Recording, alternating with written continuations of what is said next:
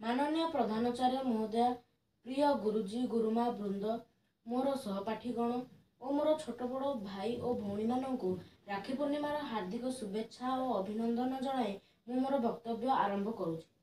मु सौम्यरंजन बेहरा अष्टम श्रेणी छात्र आज आपण मान सम्मुख में राखी पूर्णिमार यह पवित्र अवसर में किसी शब्द कहबार सुजोग मिली निजक अति धन्य मन करुअछि। मोर श्रेणी शिक्षक मत यह सुजोग देथिबारु मु तांकु धन्यवाद जनाउछि। मोर वक्तव्य जदि कौन त्रुटि रही थाए तेबे आपण माने ताकु आपण मानक ज्ञानी गुण और सरल हृदय क्षमा करदेवे बोली मु आशा करुअछि। भारत वर्ष में 12 मासरे 13 पर्व पालन करा जाए। सेही 13 पर्व मध्यरु राखी पूर्णिमा पर्वटी अन्यतम। आमे आज पर्यंत राखी पूर्णिमा पालन करि आसुचे। केही केबे चिंता करिसंती कि जे एई राखी पूर्णिमा केबेठु ओ कहा जोगु पालिबा आरंभ होइतला।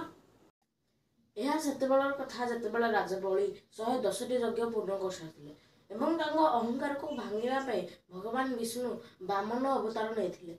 भगवान विष्णु राजा बलिंकठु 3 पाद भूमि मागिथिले एवं राजा बलि मध्य तांको भूमि देबा पई संकल्प देथिले। भगवान विष्णु प्रथम पादरे स्वर्ग, द्वितीय पादरे मर्त्य एवं तृतीय पाद पई जागा नथिबारु राजा बलि तांको मुंड देखाइथिले। तापर से पाताल पशिगले। से भगवान विष्णु को सर्वदा तांको आखि आगे रहिबा पई प्रतिश्रुति मागिथिले। सेतिपई भगवान विष्णु तांको द्वारपाल होई पाताल रहिले। एही कथा देखि माता लक्ष्मी चिंतित होई पड़िले। से नारदंग पाखकु उपाय पाई गले एवं नारदंग कहबा अनुसार से राजा बलिंग पाखकु गले। तांको भाई करी राखी भिड़िले और उपहार रे तांको स्वामी को मागिले। सेही दिन श्रावण पूर्णिमा थिला।